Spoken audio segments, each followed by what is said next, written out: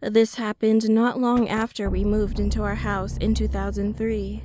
It was a nice and big house, which was made in the 1950s.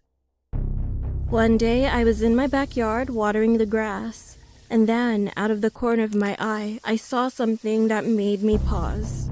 There was a man standing next to the shrubs near our backyard's wall. He was dressed like a carpenter. His head looked like it was tilted sideways, and his body was slightly facing our fences sideways.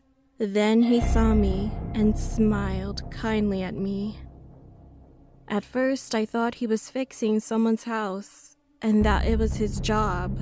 However, only after he faced me, I realized that wasn't the case. When I looked at him with narrowed eyes, I noticed that his neck was visibly broken, causing his head to awkwardly tilt to the side. I then saw that he waved at me once, but I was too shocked to scream at the time.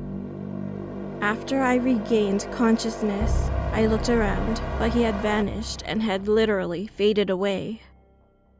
2 nights later, I woke up at 3 a.m. Noise was coming from my ceiling. It sounded like someone wearing construction boots was walking very slowly.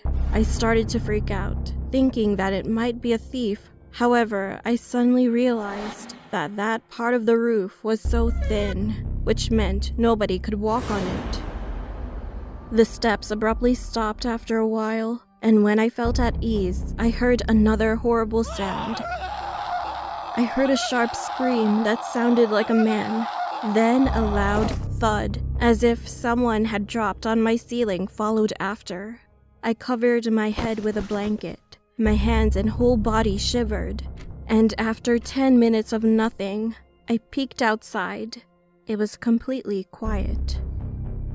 I saw and heard nothing, but I couldn't fall back asleep that night. The next morning, I started to look up the history of the house. To my surprise, it turned out that there was a report about the carpenter I met a few days before in the backyard. In 1958, he had been hired to fix the roof while the owners were on vacation. However, the carpenter had fallen abruptly through the weak spot on the roof while he was working and had broken his neck. He couldn't scream for help, and no one ever knew what happened to him as the owners were gone for 2 weeks. He was finally found when they came back, but had already died. This happened right above my bedroom. Suddenly, I felt bad for the poor guy, and I guess he's still looking after things. Since then, I've seen him sometimes, but I'm no longer afraid of him.